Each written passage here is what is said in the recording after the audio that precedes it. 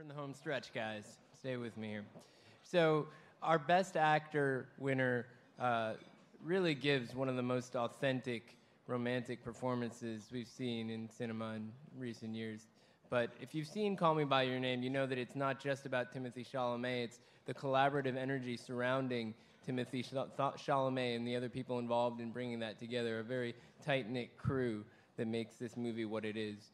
So here to talk about that collaboration, and I believe he has a special guest with him, is the director of Call Me By Your Name, Luca Guadagnino.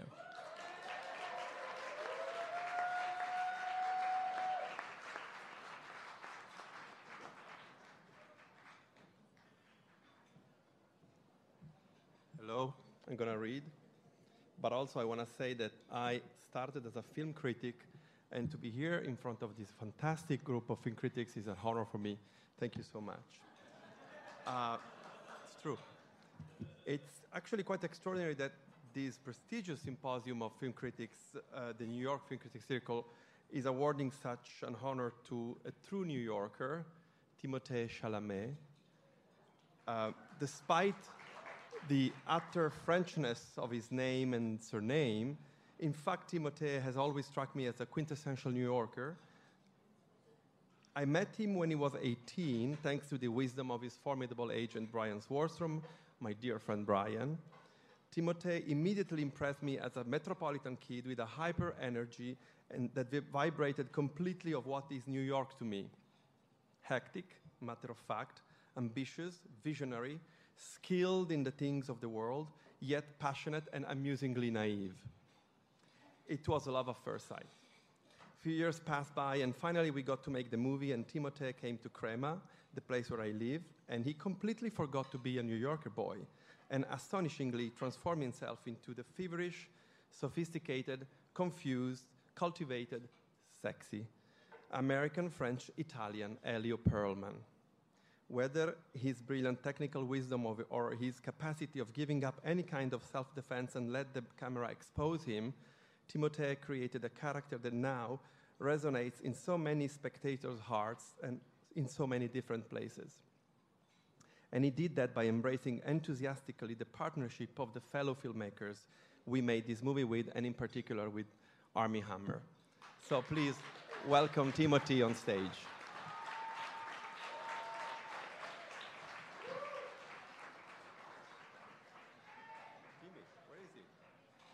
Timmy, come. Yeah, I ask you to come. He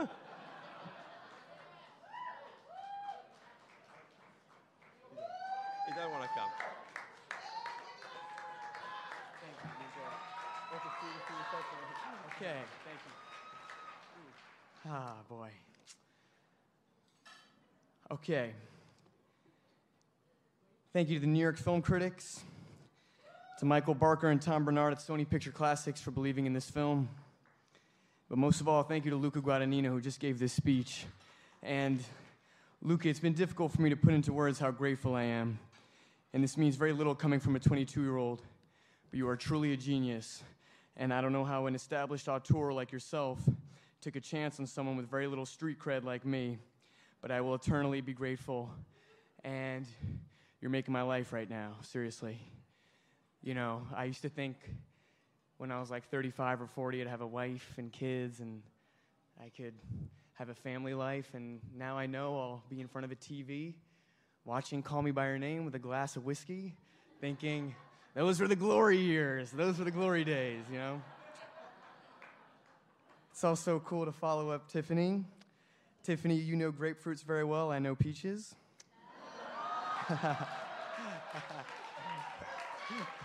Okay. Okay. Oh my God. Okay. And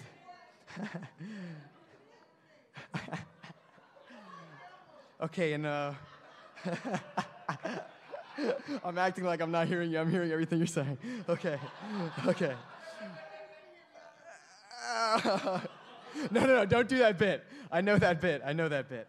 Okay. And Armie Hammer, who's here tonight.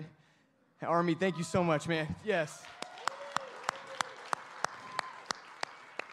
You know, I'm sure Saoirse can attest to this as well, but being a young actor, you're opposite older actors in scenes that are often very well established, have, big names to themselves. And I was the luckiest kid in the world to be there with Army, because you are extremely talented, you're kind, your spirit is generous, and you haven't gotten sick of me yet. So, and seriously, you're a big brother to me, man. I love you. Seriously. Okay. We were on a plane 12 hours ago, me and Army. I'm a nervous flyer, and every time there was turbulence, I would turn to him, and he'd look at me, and he'd go, "We're gonna crash."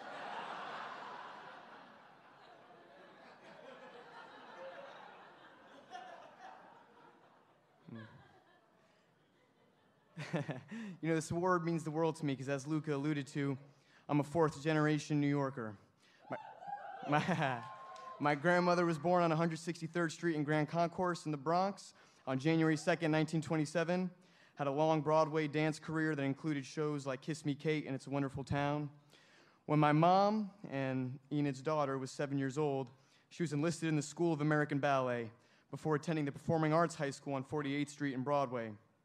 Some 30 years later, when my sister was born, who's right there, she too, yes, she too was enlisted in the School of American Ballet and later attended Performing Arts High School as well, which was now called LaGuardia, and where I went to for high school. Okay, LaGuardia in the house, okay. I spent the ages of 8 to 12 backstage at the New York State Theater. I refuse to call it the Coke Theater. Yeah. As my sister would perform in the Nutcracker. I would roam the backstage hallways, a bit aimless, but with no shortage of costumes and rehearsal studios to entertain myself in. When I was 12 years old, after attending one of my sister Pauline's performances, I petitioned my mom and grandma to see Christopher Nolan's The Dark Knight with me. We went to AMC Empire 25 in Times Square for a 7:30 screening. And I left that theater a changed man. And I'm serious about that. Heath Ledger's performance in that film was visceral and viral to me, and I now had the acting bug.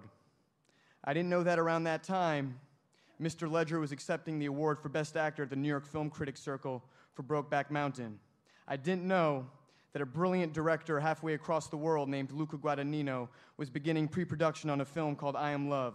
I didn't know that Michael Stuhlbarg was wowing audiences in The Pillow Man on Broadway. I didn't know that a nervous Armie Hammer was getting prepared to audition for David Fincher in The Social Network. I did not know that a genius author named Andre Osman was in a small apartment on the Upper West Side putting the finishing touches on a book called Call Me By Your Name. And there was certainly no idea that I would get to collaborate with all these incredible artists some 8 years later in Northern Italy for 3 months. An immersive acting experience I will use as a model to prepare for all my future roles. And I mean that, Luca. I accept this award with all the gratitude I'm capable of. Thank you to the New York Film Critics Circle. Thank you to New York.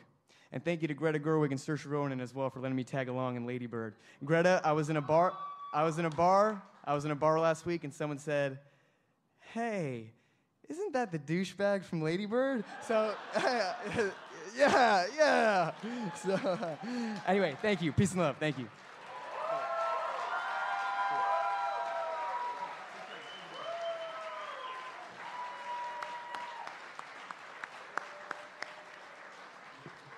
So, I thought that Armie Hammer was going to come up with Luca, but I guess not. Won't hold him against him because he's a really nice guy and he's amazing in the movie. And he's here, which is awesome anyway.